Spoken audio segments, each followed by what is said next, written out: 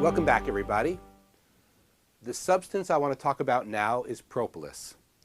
Propolis is actually not a plant per se, but it's a plant product that bees process a little bit.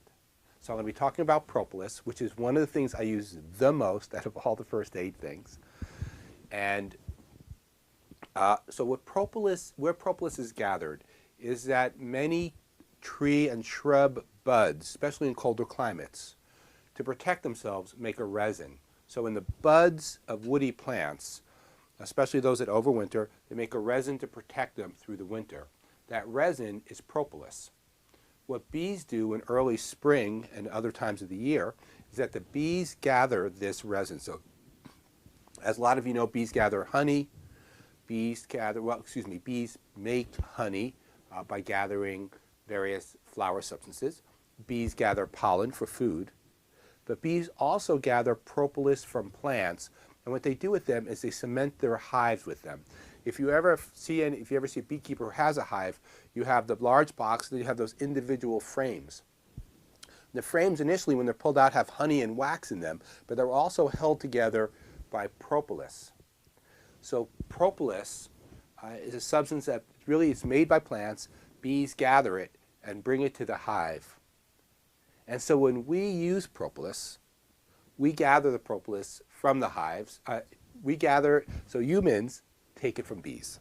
That's the simplest way of saying it. So bees use it, cement their hives together, and then we humans come by, we take the honey, we take some wax, we leave enough for the food, and we scrape off the propolis.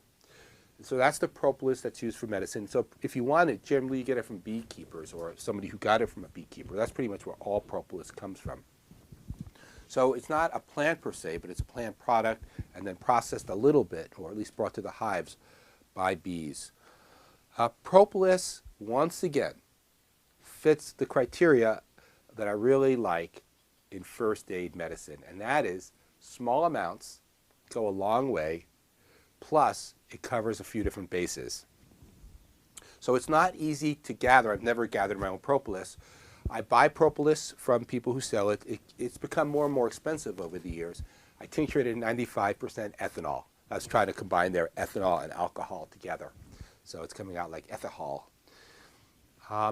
So that's what I suggest you do too. So it's not, propolis generally needs to be prepared to use it for medicine.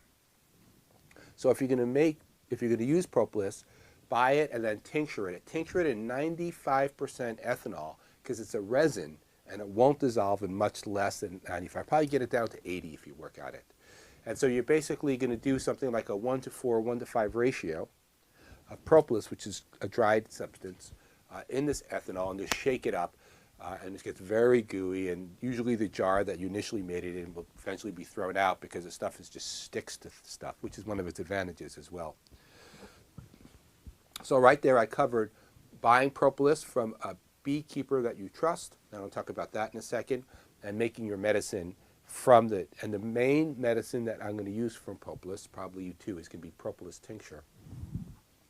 One of the difficulties over the past few years has been that bees don't seem to be that picky about where they get sticky substances to glue their hive together.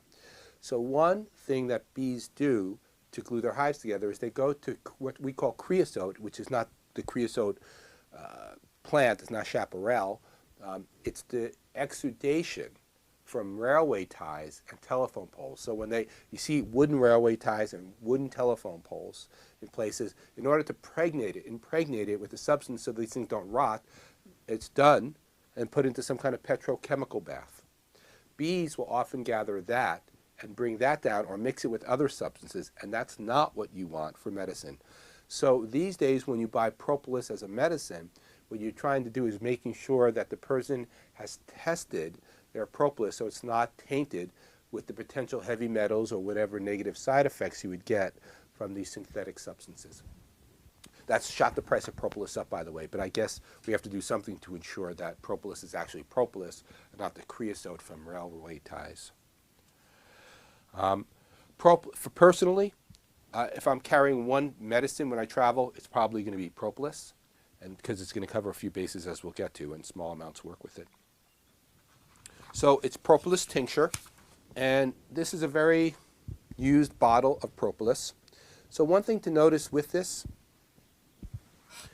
is that first, it's really messy stuff. It is really messy stuff. The second, it doesn't have a dropper. If I put a dropper in here, the propolis will eventually just stick to the glass and make the dropper unusable. So I put it in something with a cap on it. Sometimes the cap, you can see that I haven't practiced this beforehand. There it is. So hopefully you saw some of that. What happens with propolis, of course, is that it sticks lids on, which can be helpful so it doesn't make everything a mess. Because when it leaks, everything's a sticky mess.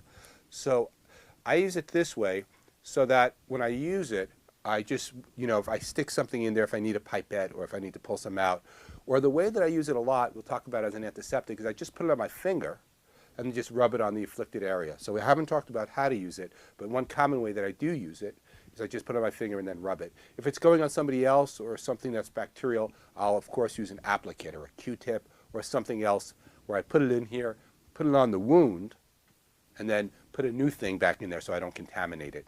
But it is in high percentage alcohol and will kill a lot of, the alcohol itself will kill organisms. Okay, so the propolis comes in containers like this. This is also a high quality plastic. It doesn't break easy because once again, this stuff, still on my finger, is really sticky stuff. And it makes a bad mess when it spills in your backpack. So why do I carry propolis? The first thing is it makes an excellent, sticky, tacky, antiseptic Band-Aid without necessitating a Band-Aid. So kind of an example again, if I got a cut on my arm and I wanted to make sure it doesn't get infected, especially if I'm traveling someplace where I'm worried about the bacteria, what I can do is force open this top again, take the propolis, put it on here, and I'll just start rubbing it on my body part. Let's say there's a cut there. So what's happening here is that the propolis is antiseptic. It kills a wide variety of bacteria. The propolis kills a wide variety of bacteria. So if I have an infection, I can start putting this on there. So one thing is, this is the beauty of propolis, right? It's going to kill stuff by itself, and then it's just tacky, sticky stuff.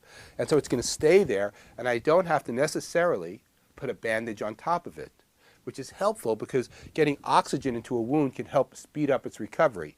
This is one of those questions about bandages.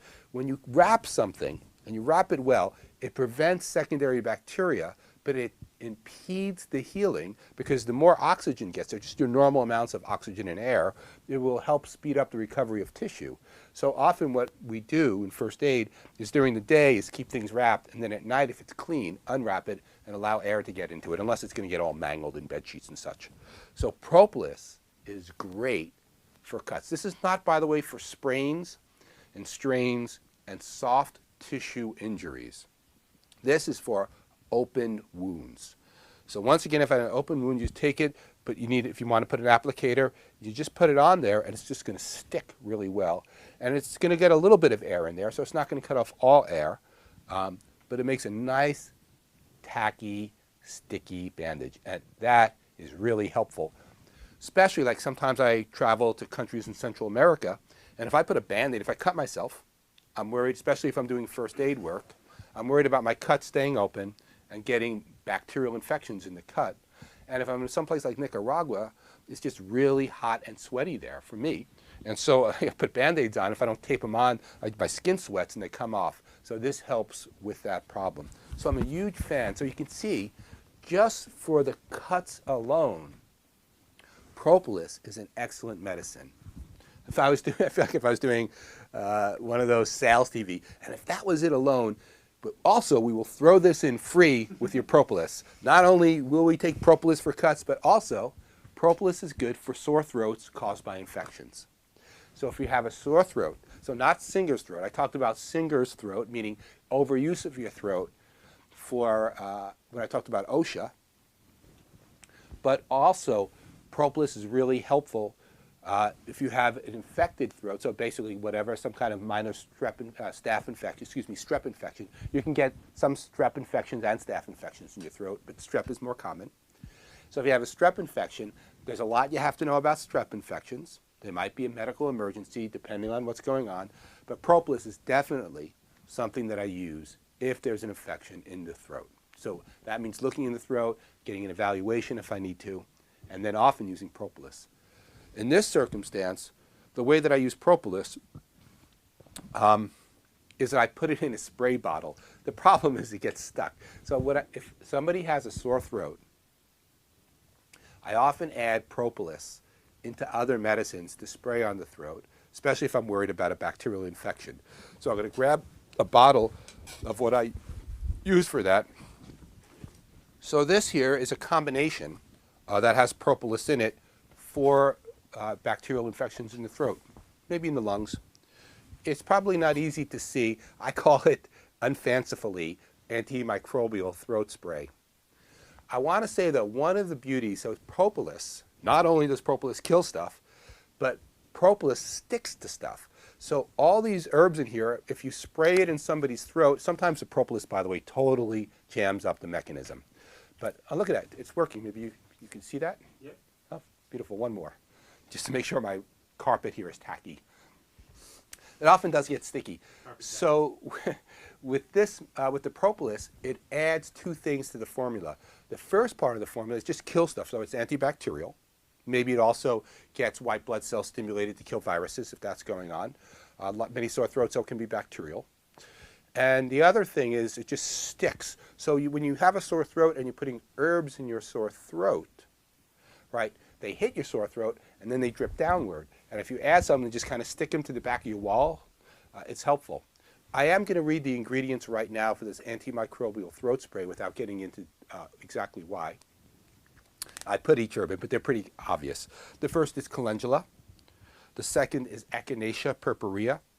The next is Osha. You can start to hear many of these herbs I've talked about previously. The next is Baptisia tinctoria, sometimes called wild indigo. Then golden seal. Then Propolis. These are in order of how much is in here. Next is thyme essential oil. So there is an essential oil in here. Alcohol and vegetable glycerin. So those are the ingredients of this antimicrobial throat spray. Maybe John can get a close-up. I'm not sure why a close-up will really help. And I really like the spray tops for these because you can get in the back of the throat. I do want to suggest, though, I'm going to move this back to me, is that when you do this, if you're spraying somebody's throat, I'm not going to spray because it'll be hard to talk right afterwards. If you spray, like this, is next to my mouth, and that means if I have an infection, I'm breathing on the sprayer. And the sprayer is, I can definitely get this thing all crudted up. So if you spray people's mouths, when you spray their mouths, you should make sure you have antiseptic wipes, alcohol wipes, to clean the tops after each person. It's really important. You always got to be considerate about not spreading infections from person to person. So that has Propolis, and once again, with other herbs, antibacterial and sticky back there. Another thing you can do with Propolis, and it fits into the sticky antibacterial mode, is that formerly there was something called tincture of benzoin. Now what tincture of benzoin was also a plant product. I'm not sure exactly what tincture of benzoin is. It's embarrassing to say here.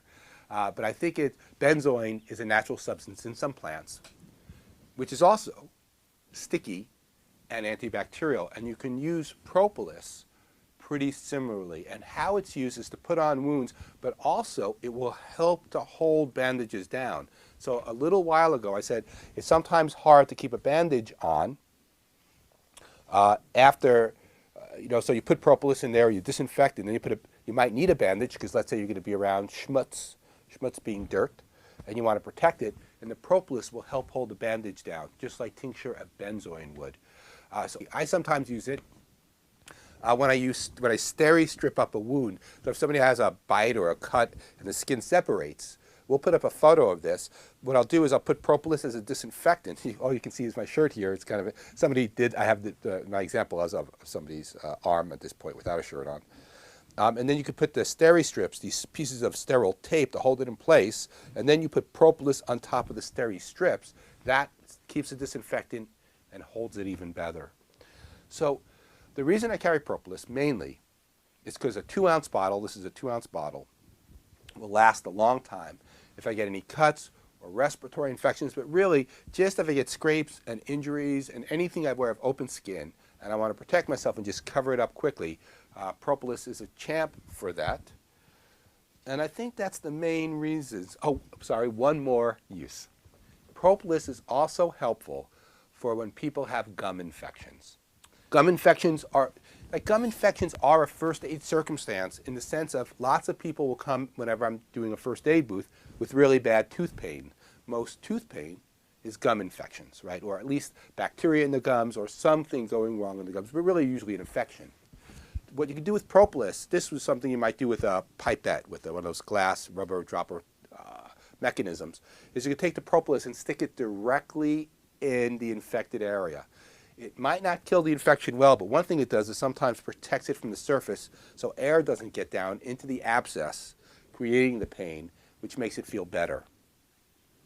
So it's just something else to consider, is putting it in a tooth abscess with an infection to help try to kill the infection and also seal it up a little bit. The one problem with that, by the way, is that it does help sometimes, but everything tastes like Propolis. So initially it feels great. You're like, all right, it feels a little better. And initially you don't mind the flavor of Propolis, maybe. It's pretty strong. But then everything, as long as you keep putting it in your mouth, the only flavor there is, no matter what you eat, is Propolis flavored, which is not really that great after a while. It's very aromatic and balsamy. It's like a tree resin flavor to it. It is a tree resin. The other thing just to realize is when you put it on your body to hold stuff, it is very tacky and doesn't come off easily. So once it's on you, it's probably going to stay on you for a little while. So that's Propolis. It's a 3-in-1er. Buy some Propolis, buy the dried resin. The last people I bought the resins from are the rhizins. So this is going to be an unsubtle hint. Great people to buy herbs from are Andrea and Matthias Rhizin at Healing Spirits in upstate New York. And so that's who I bought the resin. I think they buy it from other people, but Andrea Matthias Rhizin, not resin, but Rhizin, at Healing Spirits, which is online, sell a lot of products. It's a small company. It's, you know, husband and wife and whoever else helps them. They're just great people to support. So while I'm talking about it, I'm going to put a plug in for them.